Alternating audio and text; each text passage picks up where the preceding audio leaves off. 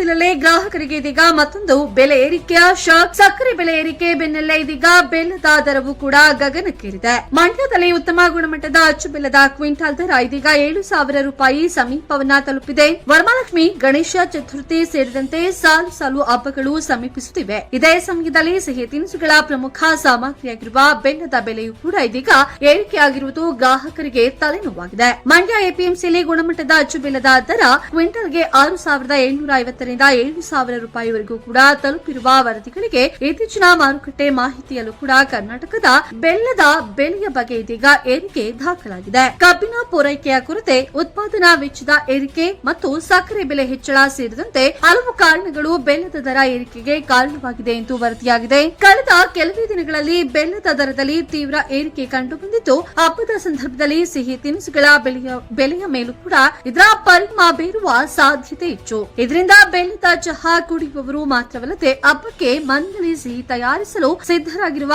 ಗ್ರಾಹಕರಿಗೂ ಕೂಡ ಬೆಲೆ ಏರಿಕೆಯ ಬಿಸಿ ತಟ್ಟುವ ಸಾಧ್ಯತೆ ಇದೆ. ಹಬ್ಬದ ಖರೀದಿಗೂ ಮುನ್ನ ಬೆಲ್ಲದ ಬೆಲೆ ಎಷ್ಟು ಇದೆ ಎಂಬುದನ್ನ ಒಮ್ಮೆ ಪರಿಶೀಲಿಸಿ. ಬೆಲೆ ಏರಿಕೆಯ ಕುರಿತು ನಿಮ್ಮ ಅಭಿಪ್ರಾಯವನ್ನ ಕಾಮೆಂಟ್ ಮಾಡಿ.